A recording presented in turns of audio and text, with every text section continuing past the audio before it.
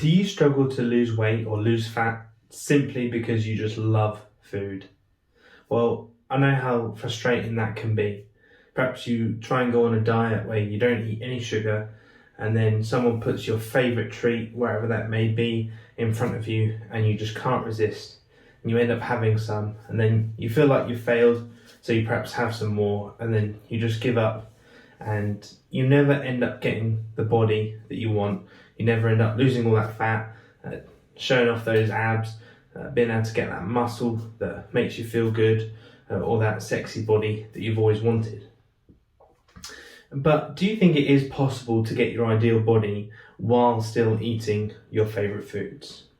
Well, for years the answer was said, no, you can't. And that is the case for a lot of people. That's what they believe. But things are different.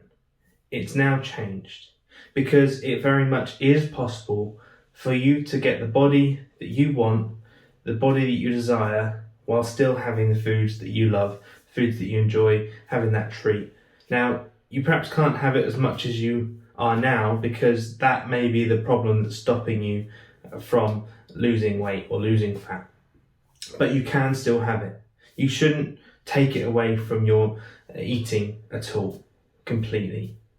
Why? Well, it's no fun. It's boring if you just take away anything that you enjoy, and it'll be much harder to be consistent and sustainable. You see, these old-fashioned diets of not eating any sugar are quick fix diets. They're things that people do when they want to lose as much weight as possible in a short amount of time. But what often happens is they starve themselves of those treats. They go through a month or two of gruelling dieting, and then what happens? They say yes, and they may even have got the body that they want. Then what happens? Well, they make up that lost time and eat everything that they love. And what happens? Well, they then put all the weight back on, and sometimes more. So that's just wasted that amount of time getting that body, and then you put all the weight back on. So is it worthwhile? Well, no, it's a waste of your time. So what is the better solution? Well, instead, you want to learn self-control. You want to teach yourself how to have those things, but in moderation. Not miss out on those things, but not have too much. So one thing that I like to do for myself and also for my clients is to say, how much do you have now? Let's cut that down. Let's have this amount. Say, for example, some people may be having 2 treats a day. When we talk about treats, anything that's high in sugar that you know is bad. Anything that's high in saturated fats. So, for example, it could be chocolate and crisps. It could be alcohol. It could be whatever the case may be. So, for example, if you were having that twice a day, that's going to be increasing your calorific load each day, and you're likely not going to be losing weight, but perhaps gaining some. So if we were just to half that, and you were just to have 1 treat a day, you're still being able to enjoy that treat, you're still enjoying your food, and it's not a task, but you're going to benefit from it. You're going to lose some weight perhaps, and you're going to feel better for it, because often high sugar food, what it does is it spikes your blood glucose. You have this energy, and then it drops off, and you feel really tired, you feel really sluggish and lethargic. And that's not good for perhaps if you're at work and you lose your concentration, your focus, and you don't get much done. So if instead we've been more controlled about it, then it's far more beneficial, and over a period of time it will benefit you. Now, we could gradually begin to decrease that even more if you want better results quicker. So we could say, well, let's have just 3 treats in a week. Now, when we start to decrease it slowly, you won't miss out and you won't feel bad. But the other key thing is to plan when you're going to have something, what you're going to have, and then stick to it.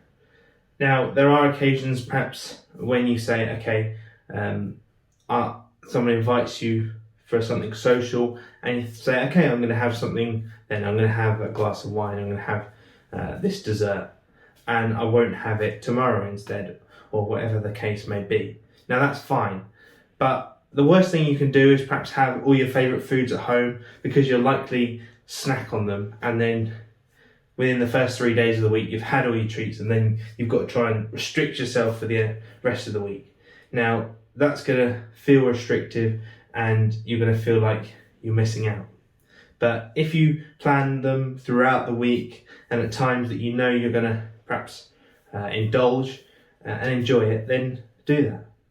The other key thing is not to feel guilty after you've had that sugary treat or whatever it may be, because that's often where people then think, I've failed in my journey of transforming my body, I might as well just have what I want. That's not the case. It won't make you fat.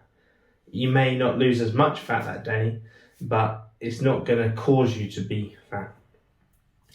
So just simply by cutting down is going to benefit you in the long run, and eventually you'll get to a point where it's easy just to have 2-3 treats in a week. For myself, I just have one treat or one day in the week where I can just be a bit more freer.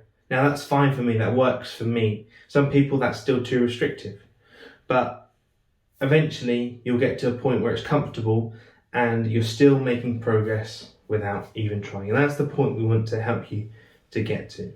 So if you love your food and want to lose weight, get the body that makes you feel happy and that you've always wanted, then it is possible. Now, if you want some specific help with that, because it can be quite challenging either to do it on your own or to know exactly what you need to do, then click the link below, book in a free strategy call with me, and we'll map out together what you need to do in order to get the results that you want. Plain and simple, and I look forward to chatting with you on that call.